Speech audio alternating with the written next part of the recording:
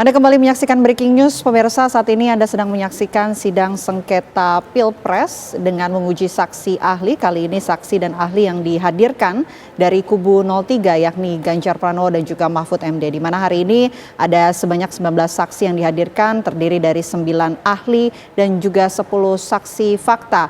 Saat ini Mahkamah Konstitusi, Hakim Konstitusi tengah memberikan kesempatan untuk para saksi menjawab pertanyaan satu persatu yang dilontarkan oleh baik itu dari pihak terkait dan juga pihak termohon, pemirsa. Sambil kita menunggu jalannya persidangan dan mendengarkan apa saja poin-poin yang disampaikan dalam sidang sengketa Pilpres hari ini di Mahkamah Konstitusi, kami ajak Anda kembali bergabung bersama dengan narasumber yang sudah hadir di sebelah kanan saya. Sudah ada Prof. Andi Asrun, pakar hukum konstitusi. Prof, kembali sekarang ganti presenter bersama saya Vena Kintan, Prof. Oke, mungkin kita bahas komposisi dari saksi yang dihadirkan oleh kubu 03. Kalau kemarin dari kubu 01 mayoritas memang saksi fakta lebih banyak dibandingkan saksi ahli. Tapi kalau komposisi saksi ahli sendiri ini cukup berbeda dengan kubu 01 sebelumnya yang memang banyak sekali ekonom dan lain sebagainya. Tapi ini ternyata cukup beragam ya, ada filsuf dan lain sebagainya. Anda melihatnya seperti apa? Apa yang coba dilakukan oleh kubu 03 dalam persidangan hari ini? Saya lihat mereka ingin membuat psychological picture, ya kan, gambaran pribadi, misalnya tadi ya, misalnya Hamdi Muluk ya, saya ingat betul Hamdi Muluk tuh karena kawan saya di psikologi UI. Jadi dia ingin memframing perubahan perilaku, perubahan karakter, perubahan citra pribadi Pak Prabowo itu adalah sebuah artificial, gitu loh. Sebuah hal-hal yang dibuat-buat misalnya, ya kan, itu yang mau digambarkan sehingga bahwa dengan begitu bahwa perubahan perilaku itu dalam rangka untuk kepentingan politik. Padahal kan nggak bisa begitu, ya kan? Prof. Hamdi Muluk ini tidak melakukan riset, tapi dia catch on aja, dia tangkap layar pribadi orang, tangkap itu. Jadi personal perception, jadi persepsi pribadi. Bukan ketika ditanya apakah dalam memotret perilaku politik ini, political behavior, dia melakukan riset nggak? Dia bilang nggak sempat. Nah, ini kan artinya pendapat ini, ya isunya besar, isunya menarik, tapi materinya dangkal, gitu loh. Kalau orang melakukan riset itu, dia banding-bandingkan nih, dalam hal apa orang itu berperilaku seperti itu, dalam hal apa dia berbeda perilakunya. Itu baru dilihat ada dinamika pribadi. Tapi misalnya kalau misalnya Pak Prabowo gaya berkampanye santai, joget-joget, karena dia ingin mengatakan ini sesuatu yang menggembirakan karena semua orang berpendapat pemilu itu sesuatu menggembirakan, something is fun gitu kan, sesuatu yang enak lah gitu. Jadi nggak ada yang serius-serius, yang serius itu di kampus, ya kan. Model misalnya katakanlah Pak Anies cocok betul kasih orasi ilmiah di kampus, ya kan. Pak Ganjar barangkali ya, dengan anak muda yang bersifat politik ya, tapi yang ingin diberikan gambaran oleh Pak Prabowo, ya saya bicara apa adanya, bicara buat hati rakyat senang, bukan buat yang menyenangkan. Memang begitu, rakyat harus dibikin senang. Tetapi begitu saya bekerja, saya straight to the point. Saya langsung bergerak, berjuang betul, mencurahkan tenaga saya. Itu yang dikerjakan oleh Pak Prabowo. Sampai sekarang kan buktinya, dia sudah ke Cina, ke beberapa tempat. Jadi kalau menurut saya, yang ingin digambarkan oleh para saksi ahli ini, oleh ahli yang di MK tadi adalah ingin memberikan image, ya, memberikan image, personal image, framing. Makanya misalnya katakanlah kalau kita bergeser misalnya Prof. Maksi Suseno, dia bicara etik. Tapi yang dibicarakan etik itu dalam rangka judul besar. Ya, ketika di breakdown pada kondisi tertentu, dia harus ditunjang bukti.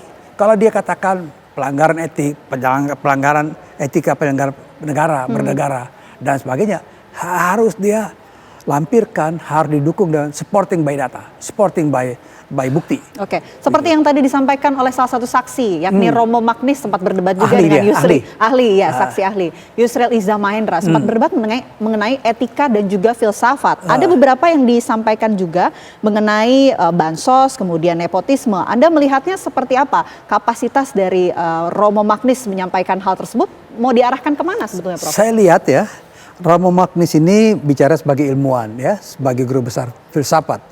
Ya kan, dia bicara etik segala macam. Tapi ketika dia bicara turun pada level apex practice, maka dia butuh pendukung. Ya, oleh karena itu kita paham lah bicara etik ini kan. Kan menuduhnya ini Pak Jokowi ini melakukan pelanggaran etika penyelenggara negara. Kan itu maunya kan? Oke. Tapi kan tidak disupport dengan bukti. Kalau misalnya soal nepotisme, ya soal misalnya katakanlah kok seorang pejabat, anak juga pejabat, itu udah hak politik orang dan sudah dibantu oleh MK. Baik. 2015. Jadi sudah kadaluarsa isu itu. Oke. Ya. Sudah kadaluarsa, Prof. Sudah Sambil kita kadaluarsa. pantau kembali ini Siap. apa saja yang disampaikan oleh saksi yang masih terus berlangsung ya di Mahkamah Konstitusi, seperti apa jalannya sidang MK sengketa Pilpres. Berikut kami hadirkan untuk Anda.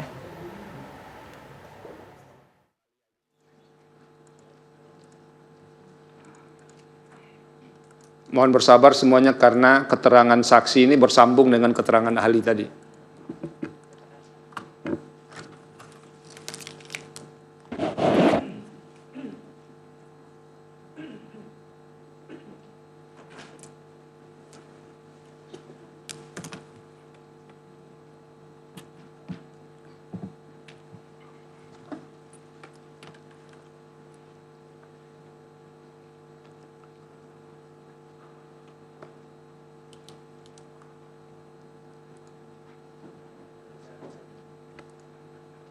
Boleh saya menggunakan internet di MK? Boleh nanti tolong beritahu passwordnya. Konstitusi ya.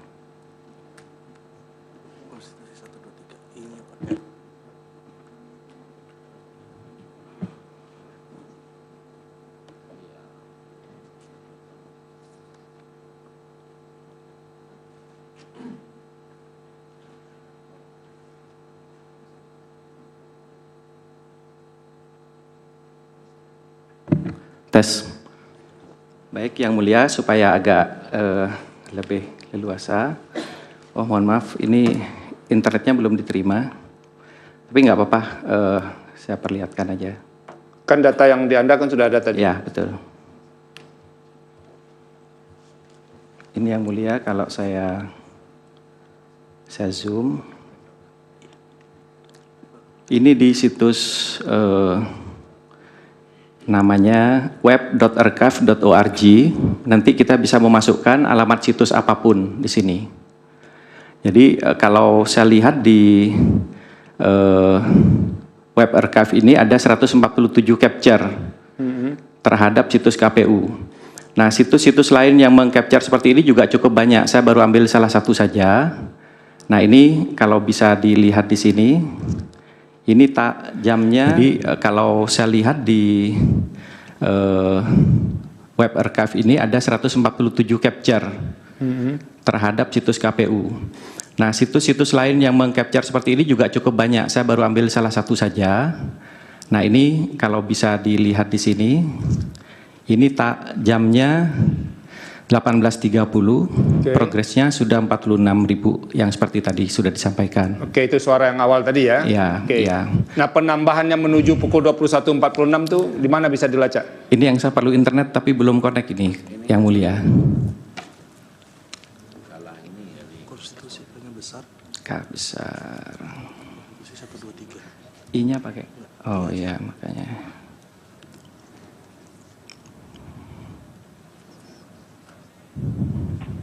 Udah ya. Oke. Terima kasih, Pak. Ini saya browsing ke web.archive. Jadi siapapun bisa mencari menggunakan Google pakai web archive. Ini ada banyak sekali yang bisa mengarchivekan. Ini saya ambil yang ketiga. Welcome to US Peta Box gitu ya. Ini di sini. Nah, ini Yang Mulia. Kalau saya memasukkan situs Sirekap, namanya pemilu 2024.kpu.go.id. Nah, ini akan tampil kondisi pada saat tanggal 14 itu. Sebentar, ini masih loading Yang Mulia. Ini kalau dilihat ini ada 148 capture. Nanti kita memilih tanggal berapa. Ini ada tanggal 14. Itu ada jam 11 versi server web archive ya, jam 12 dan seterusnya. Ini bisa dicek Yang Mulia. Nanti saya cek satu-satu, nanti keluar ini gambarnya. Ini masih versi 18.30. Saya back lagi ya. Saya paling bawah aja langsung coba. Ini tanggal 14, saya ambil paling bawah.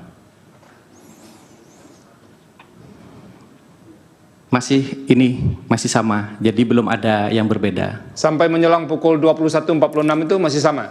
Belum ditemukan yang lain dari situs ini. Kalau kita cari web archive yang lain, barangkali ada Yang Mulia. Oke. Jadi yang sekarang yang paling penting ada fakta berdasarkan Anda nih ya. Ya. Sekitar sekian 2 jutaan suara, padahal data pertama masuk itu 21.46. Nah Benar, ini Yang Mulia. besok. Ya Pak Hasim ya, supaya bisa agak clear yang soal ini. Terima kasih Pak Ketua. Baik, sekarang dijawab yang pertanyaan-pertanyaan tadi. Baik.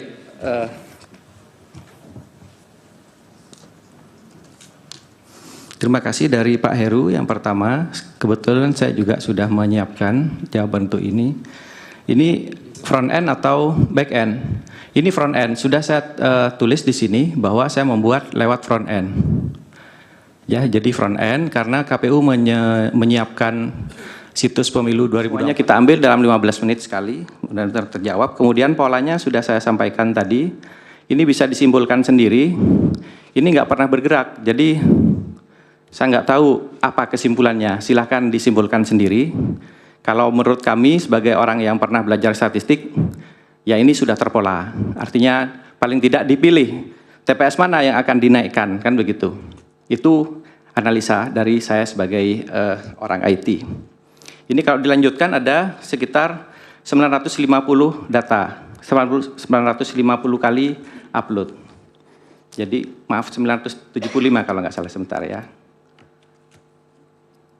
Nah 975 kali. Polanya sama semua terus dari ke atas ke bawah. Sampai suara terakhir ada di 128.071.868. Ini bisa dicek nanti database adminnya KPU bisa ngecek.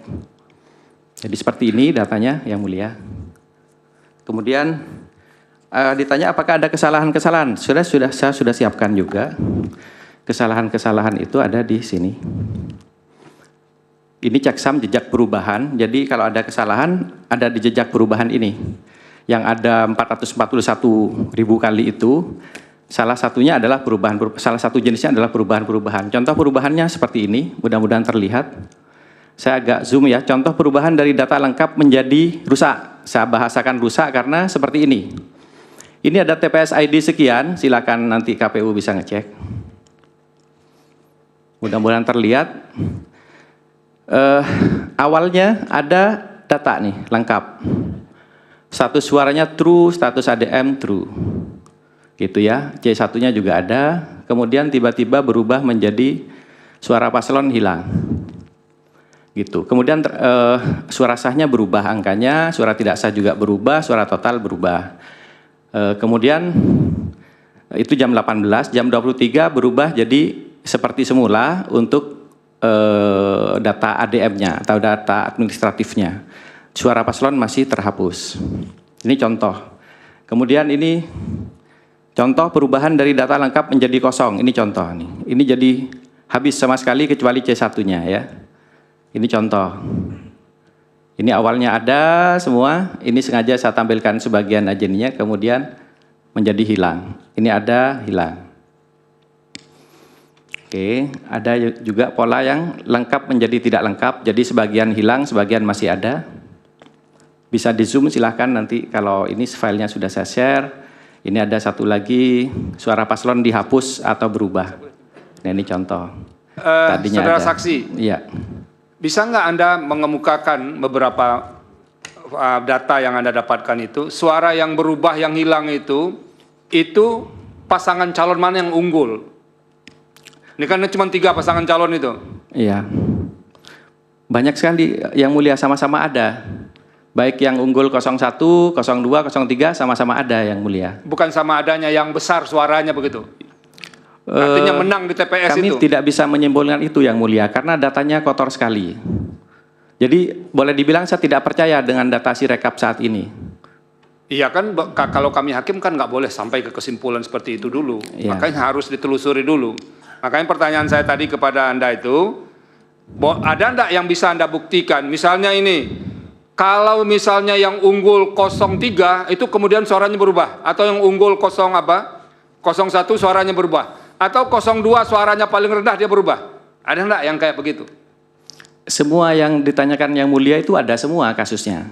Cuman berapa banyaknya kan saya harus meneliti lebih jauh lagi, dan untuk membuktikan bahwa angka itu benar atau tidak, kita perlu C hasil yang otentik, yang ada metadatanya. Kalau yang sekarang ada kan kita nggak percaya. Percuma saya membaca pakai OCR dengan teknologi yang kami kembangkan juga misalnya, tapi C hasilnya C hasil yang bermasalah. Saya bisa menunjukkan TPS aneh di sini, saya ada slide-nya juga. Ini mungkin Yang Mulia bisa lihat ini, bisa dibayangkan ya. Ini yang diupload itu seperti ini Yang Mulia. Di setiap pojoknya ini kalau agak ini Yang Mulia, ini ada rambut ini, ada pecahan kaca Yang Mulia. Itu apa maksudnya itu? Ya ini kemungkinan di scan, bukan di foto. Padahal sebelumnya ada foto yang seperti ini, yang sangat baik itu. Sebentar, KPU itu yang dimasukkan ke data itu yang di scan atau yang difoto? Terima kasih majelis. Jadi foto yang digunakan itu adalah foto di handphone masing-masing anggota KPPS. Jadi kualitas masing-masing handphone kan beda-beda. Oke. Jadi itu jawabannya. Silakan yang akan dilanjutkan. Yang Mulia, kalau seperti ini pasti bukan dari handphone Yang Mulia. Kalau ini hasil scan ya? Ini bisa dilihat ini dan sama semuanya. Masa handphone seperti ini? Ada cam scanner, macam-macam saya temukan.